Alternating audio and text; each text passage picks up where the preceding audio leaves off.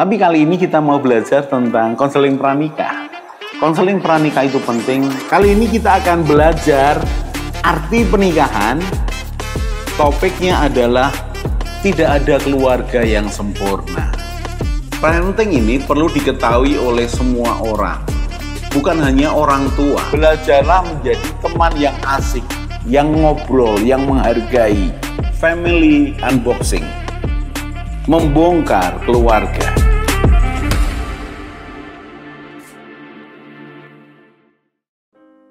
Salam keluarga Indonesia.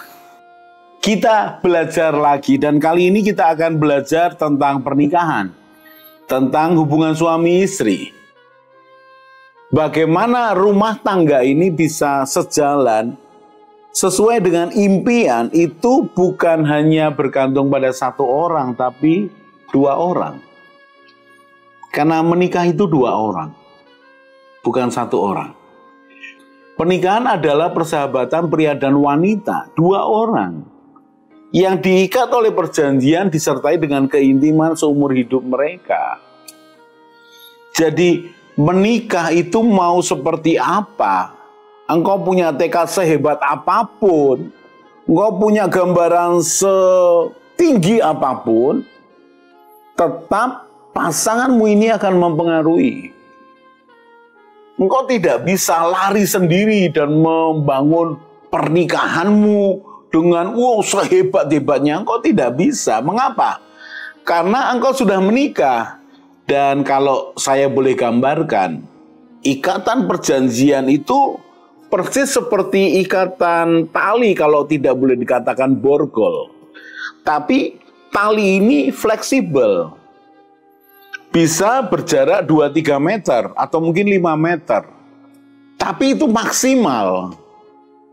Jadi engkau tidak bisa lari sendiri. Engkau bisa mengatakan bahwa aku punya prinsip begini. Aku pengen rumah tangga kita seperti ini. Aku pengen rumah tangga kita melakukan lebih baik daripada orang lain.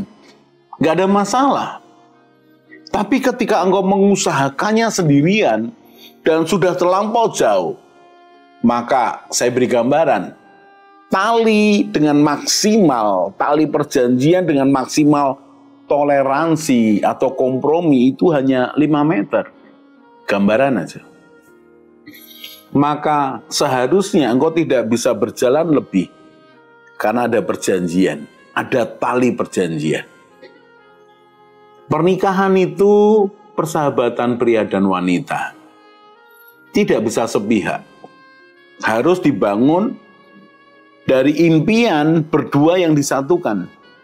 Dari tekad dan niat usaha berdua yang disatukan, bahkan mungkin dikolaborasikan. Diblended. Dicampur menjadi satu. Yaitulah pernikahan. Dan kali ini kita akan belajar dari beberapa peristiwa. Dan saya mengumpulkannya dalam satu hal yang mirip apa yang mereka alami. Saya berikan judul Jebakan dalam Pernikahan. Berapa banyak orang merasa terjebak dalam pernikahannya, padahal tidak ada yang memaksa dia untuk menikah. Jadi pernikahannya adalah pernikahan sukarela dan tadinya kedua-duanya begitu menggebu-gebu dalam cinta, dalam impian untuk membangun pernikahannya, menikmati pernikahannya. Proses apapun mau dijalani. Tapi ternyata beberapa orang ketika menemukan kesulitan, masalah yang tidak selesai, perbedaan yang tidak ketemu titik temu, kemudian masalah dengan mertua, orang tua yang tambah tajam. Ternyata ada masalah keuangan yang membebani rumah tangganya. Atau sifat dan hobi pasangan yang ternyata baru ketahuan bahwa itu merugikan rumah tangganya, pernikahannya. Dan orang-orang ini merasa terjebak. Kita akan melihat beberapa contoh dan sebab. Lalu bagaimana mengatasinya? Sekali lagi, Mereka ini adalah orang-orang yang merasa terjebak dalam pernikahan. Ada beberapa peristiwa atau latar belakang sehingga orang merasa terjebak. Yang kita akan bahas kemudian adalah orang merasa terjebak karena ternyata sifat dari suami atau istrinya yang lama itu muncul. Atau lebih tepatnya yang disembunyikan, yang ditata rapi itu muncul. Dan sifat ini sifat yang sungguh tidak baik. Sehingga pasangannya merasa aku ini dijebak karena kita sudah menikah. Dan untuk menghadapi kamu dengan sifatmu seperti itu berat buat aku. Jadi contoh yang pertama adalah karena sifat lama yang kemudian muncul. Lalu sebab berikutnya atau kasus berikutnya yang kita pelajari. Dia terjebak karena munculnya rahasia masa lalu. Rahasia masa lalu yang sungguh-sungguh mengagetkan. Karena ternyata tidak cukup jujur dan terbuka ketika konseling atau pernikahannya tidak mulai dengan konseling. Lalu berikutnya, jebakan karena hutang keluarga, permasalahan keluarga. Jadi ya apa boleh buat, tidak ada perjanjian pranikah sehingga ya apa adanya harta mereka ya bersama-sama dihadapi dan ternyata harus membayar hutang keluarga. Dia merasa terjebak. Kalau aku tahu bahwa kejadian seperti ini, aku tidak mau menikah dengan dia. Mau seperti apalah rayuannya. Karena ternyata bebannya terlalu berat buat aku. Karena hutang keluarganya katanya ini 2 turunan juga tidak akan habis kalau mereka tidak mengalami perubahan yang mendasar dalam urusan keluarga atau urusan keuangan. Kemudian berikutnya lagi, ada orang yang merasa terjebak karena anak yang dilahirkan, anak hiperaktif. Dia merasa harus mengorbankan hidupnya untuk mendampingi anaknya. Dia merasa itu jebakan. Saya tahu ada beberapa orang yang menganggap itu anugerah. Bagian dari dia lebih mencintai anaknya, mendampingi anaknya, bahkan menjadi penolong buat anaknya. Tapi itu nantilah kita bicarakan. Ada juga orang yang merasa terjebak. Terjebak karena anaknya. Lalu berikutnya, ada orang yang terjebak karena pasangannya ternyata memiliki masa lalu yang memalukan dia. Masa lalu yang mempermalukan dia. Dan masa lalunya ini kemudian karena satu dan lain hal diungkap di media massa. Dia sekarang sudah menjadi istrinya dan ya dia malu dan dia merasa terjebak. Pak, harusnya kan tidak merasa terjebak. Saya hanya menceritakan pengalamannya dia. Dan dia merasa waktu itu seperti betul-betul beban yang berat yang dia harus tanggung. Kemudian ada beberapa kasus lagi.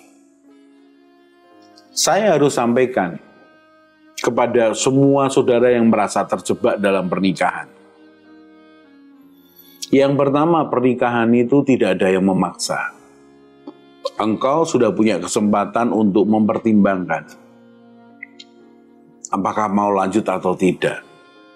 Mungkin kamu ini mengatakan, aku waktu itu terlalu buta Pak cintaku. It's okay, simpan dulu.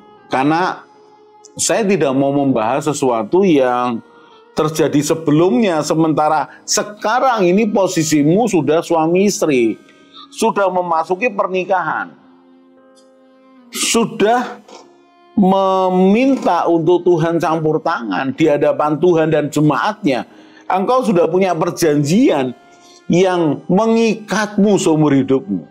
Ya, tapi kan tadi Bapak katakan bahwa ikatan itu longgar. Bisa 3 meter, 5 meter. Artinya pasangan punya kebebasan. Tapi kan cuma 5 meter. Itu kompromi atau toleransi pasanganmu. Jadi ikatanmu itu terukur. Tidak kemudian begitu longgar bahkan lepas. Kalau engkau sudah dalam posisi suami istri dan engkau berniat untuk melanjutkan pernikahanmu, segera atasi rasa keterjebakanmu itu menjadi kemerdekaan, menjadi terlepas dari beban. Karena begini, kalau kamu terus-menerus merasa terjebak, sementara sebenarnya pasanganmu itu masih semangat untuk jalani hidup berdua apapun masalahnya. Dari 5 contoh masalah yang saya sampaikan itu, engkau seperti diseret dalam perjalanan. Aku terpaksa, Pak. Bukankah itu tidak baik? Melukai kamu dan melukai pasanganmu. Karena itu, milikilah konsep pikir yang baru. Carilah jalan keluar untuk masalahmu supaya engkau tidak merasa terjebak. Kalau masalah itu memang tidak bisa diselesaikan dengan mudah, tetap ada jalan keluar. Mengapa? Banyak orang permasalahannya lebih berat daripada kamu. Dan mereka bisa, artinya punya cara pandang, tawar-menawar, kesepakatan yang baru dengan pasangannya menghadapi masalah itu dan tidak terjebak lagi. Jadi kita akan lanjutkan mempelajari jebakan dalam pernikahan. Supaya apa? Supaya hati-hati dalam memilih jodoh, supaya kamu ini tidak terjebak dalam pernikahanmu. Kita akan lanjutkan di episode berikutnya. Salam keluarga Indonesia.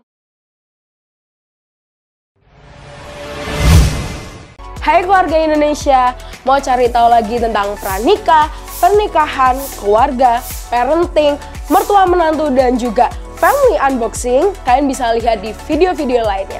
Jangan lupa untuk share, klik subscribe, dan juga klik tombol bell supaya kalian tetap update di channel ini.